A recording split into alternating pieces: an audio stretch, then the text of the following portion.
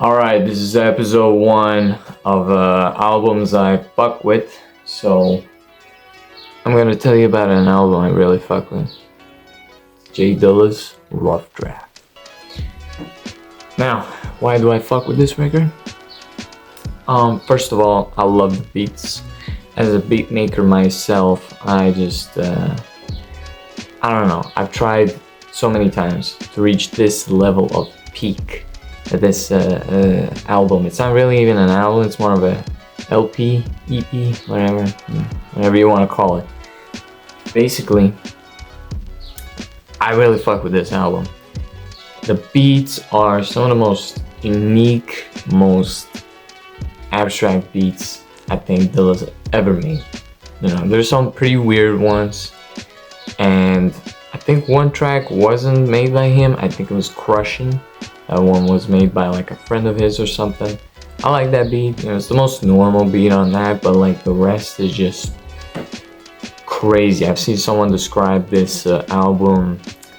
It sounds like a movie, you know, like a soundtrack for a movie, and the way they remastered it in the Stones Throw label is honestly pretty good. It really does sound like a movie. I don't know what kind of movie, but some kind of movie. You know, it would be a great movie to have these songs included.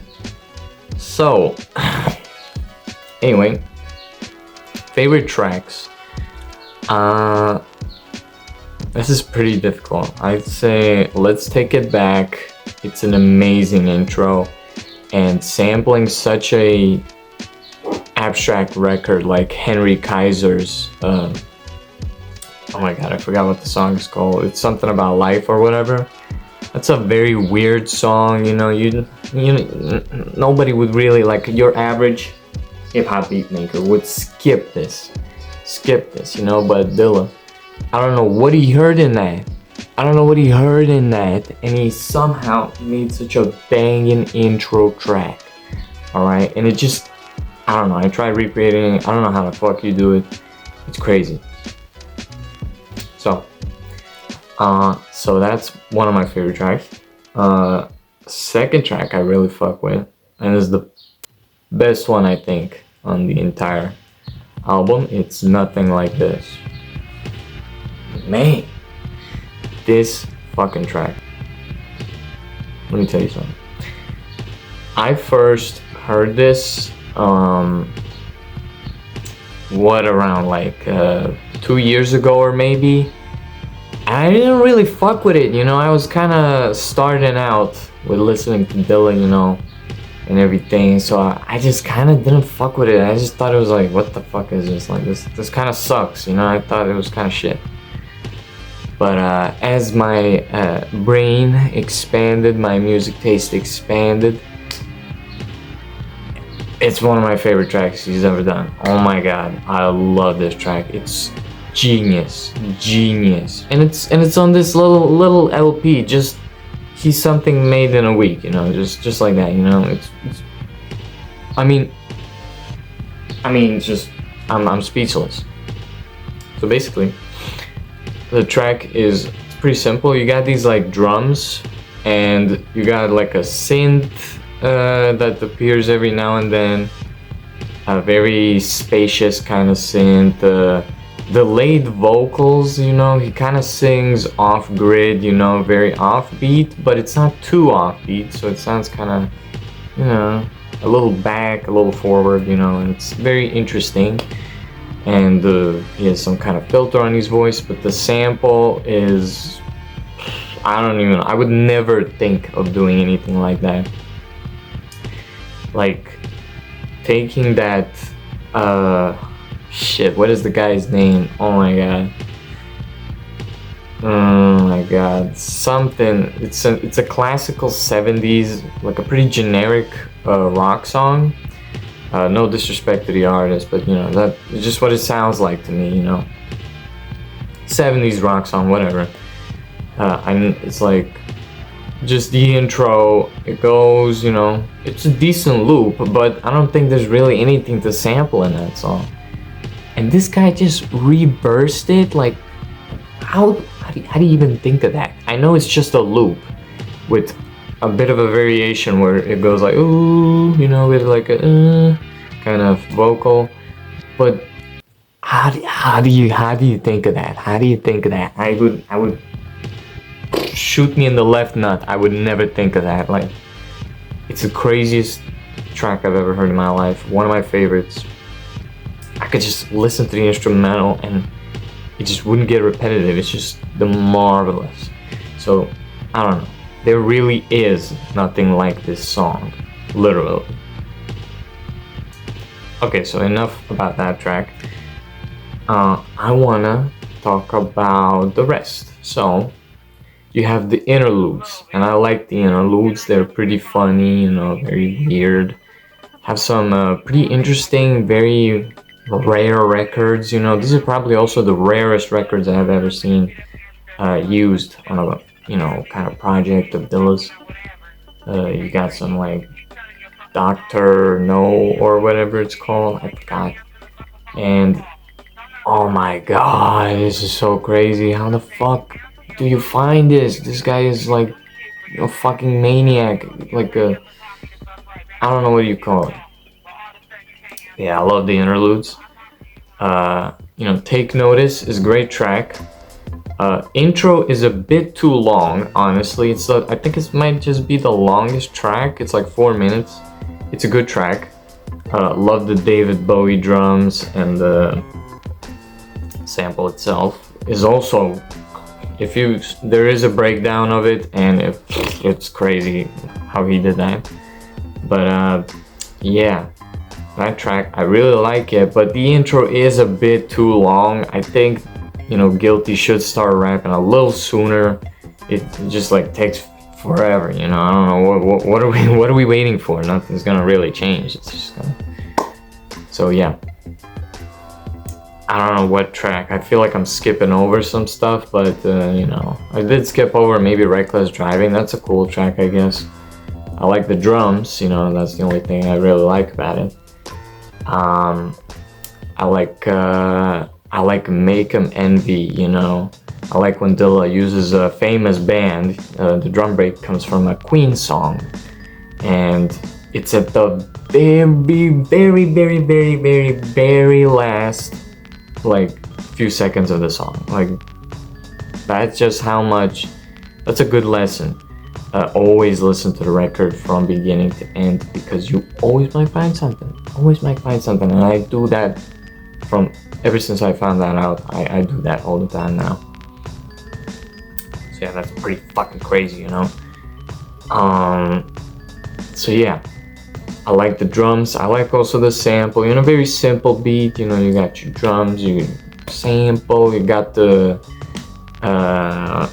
Make 'Em Envy from MOP, which is a fire sample. You know, very cool, very hype. You know, and I love the message behind it. So awesome track. Then you got your shouts. You got the original shouts. I like it, but I think the alternative version is much more better. Ooh, I like all the electronic sound effects. The drum break from the Animals record, Man Woman. Pretty weird, rare stuff. And what else do you got on that? You got that like you know, kind of loop, but you know, he had so much more like layers to it, and there's also like a mix where there's like those that Irish instrument, you know, that they use, like it's made out of like a sheep or something, you know, like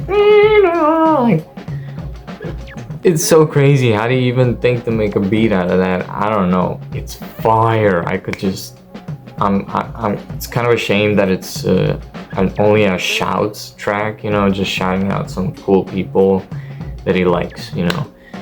It's a shame. I wish someone rapped over it. It's so fire, dude. Like some Pete Rock shit, you know. And then the alternative intro, the actual intro is just him, you know, saying, you know, oh, rough draft, yada yada yada. But this alternative intro, I love it. It's just an infinite loop. I could just Dilla is such a master at making a loop, like a beat, and just looping, and you can just listen to it forever because how good it is. And oh my god, dude, this is so fire. This is so fire. I love the sample that's used also. I like that it's from the same year that Rough Draft originally came out in 2003, and that same record, it's like a dance record from 2003. Like, what?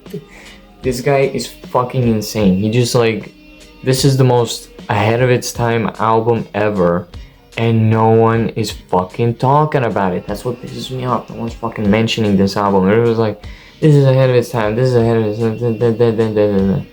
Bro, what about this album? This album is so crazy because, like, I know maybe Dilla isn't, maybe I'm wrong, maybe Dilla isn't the first guy to use samples from literally the same year as he's creating the project, or even like a year before that. He does that, all the time.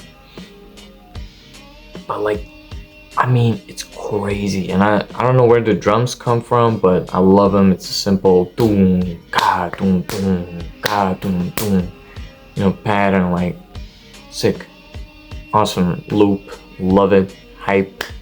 It's been in like a Boondocks promo or something for like a new season or something.